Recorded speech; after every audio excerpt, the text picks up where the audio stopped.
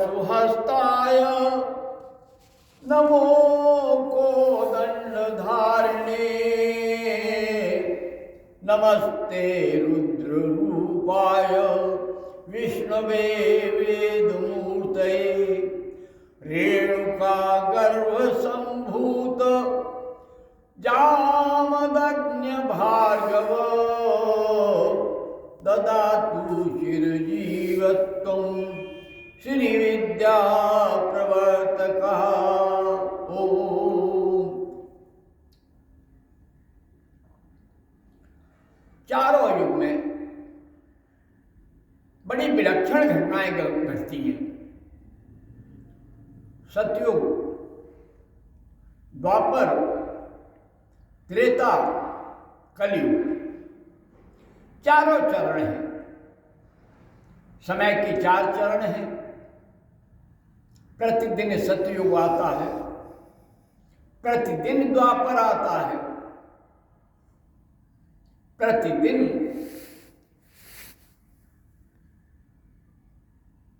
त्रेता आती है और कलयुग आता है। क्रम से सतयुग, त्रेता, द्वापर।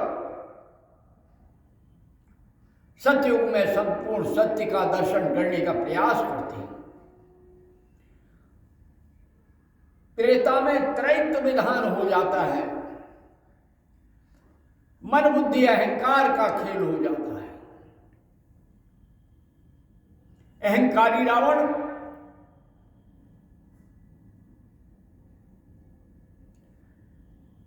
मन को, अपनी दसों इंद्रियों को जीत करके मन नहीं जीत पाता और उसकी बुद्धि दिग्भ्रमित हो जाती है। फिर आत्मा राम दिग्भ्रमित जीव को, जो योगी है, पांडित्य में निपुण है, क्षत्रिय धर्म का भी पूर्ण रूप से पालन करता है, राज सिंहासन को श्रीलंका भगवान शिव से ले ली, तो शिवत्व को भी उसने अपने नियंत्रण में कर लिया। कितना पराक्रमी था अपनी भक्ति से, भाव से, जो सबको विजयी, सबका सब कुछ लेता है, अपने आप को विजयी बनाकर। परंतु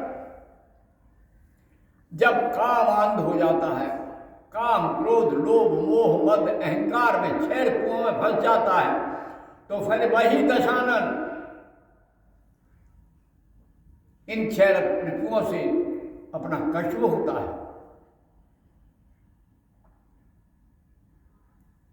भगवान परशुराम आदि पुरुष,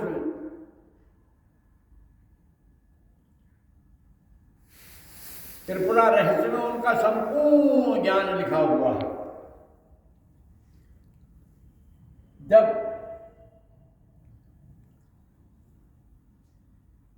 दादा चंचरीक ने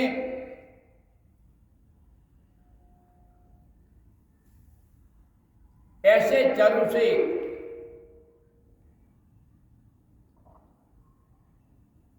ऐसा चरु तैयार किया जिससे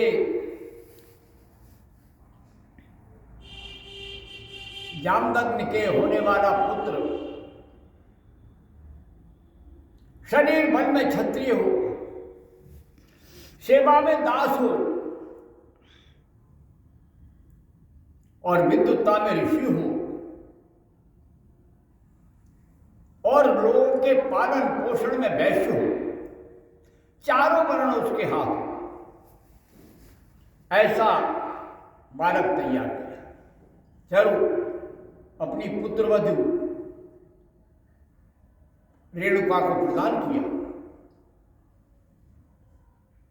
रेणुका ने बड़ी श्रद्धा से दिया हुआ ससुर का चरु ग्रहण किया और वो देवत्व प्रदान किया हुआ चरु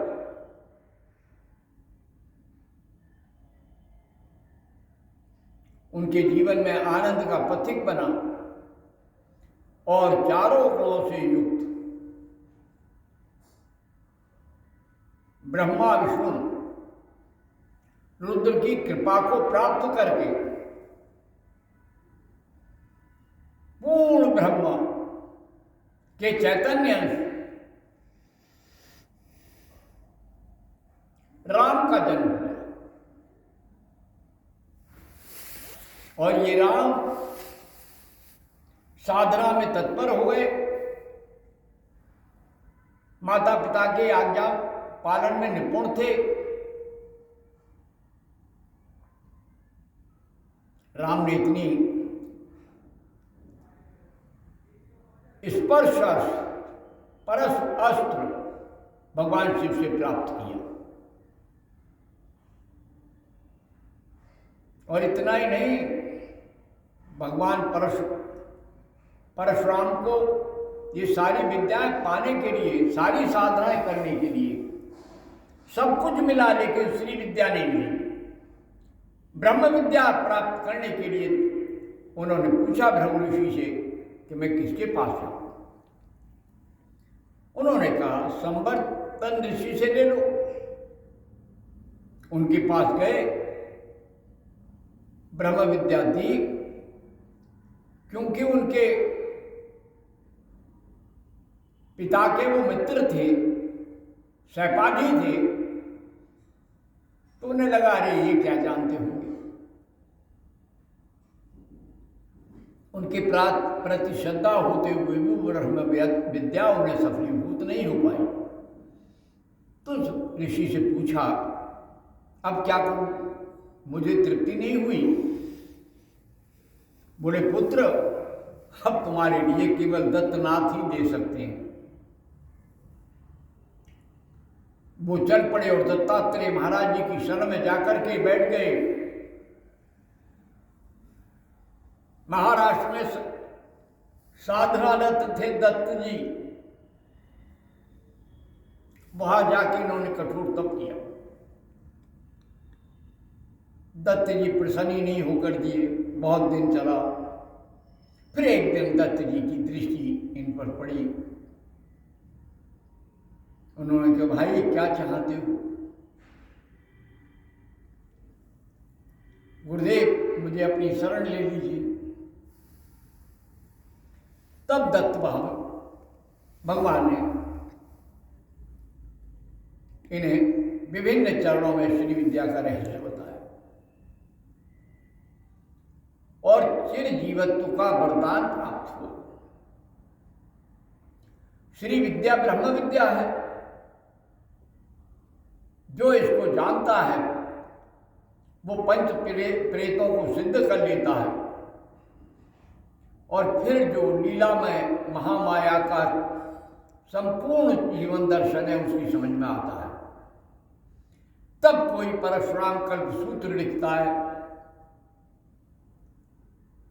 और ऐसे कल्प सूत्रों में हर प्रकार की विद्याओं का ज्ञान देता है। ब्रह्मांड के सारे ग्रंथों की रचना करने की क्षमता रखता है और ऐसा चिर जीवत्व प्राप्त करता है कि सतयुग से सतयुग, त्रेता,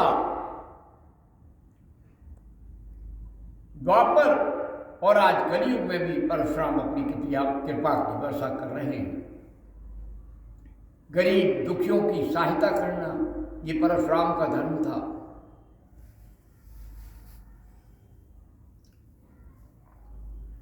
सहस्त्रबाहु की भुजाओं को काट कूट करके टुकड़े कर दिए।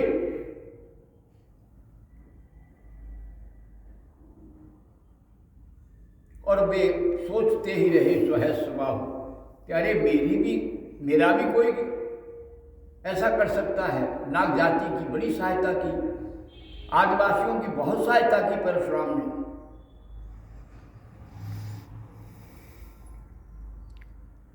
कथा लंबी है, यहीं विसर्जित करते हैं। भगवान परशुराम को सत सत प्रणाम। आज प्रयाग में परशुराम जी को घूम करके देखा जा सकता है, उनके दर्शन किए जा सकते हैं, उनका तत्व दर्शन भी हो सकता है। कि परशुराम इतने उदार हैं कि वो अपने किसी शिष्य को कभी भी कहीं भी मिल जाते हैं। ओम शांति शांति शांति। जय मां, जय भगवती, जय गुरुदेव। नमो परस्वहस्ताय, नमो कोदंडधारिणे, नमस्ते रुद्रूपाय विष्णवे वेदमूर्ते, रेणुका गर्भ संभूत जामुदग्निमान भार्गव ददातु चिरजीवत्वं श्री विद्या प्रवर्तकः। जय मां, जय भगवती, जय गुरुदेव।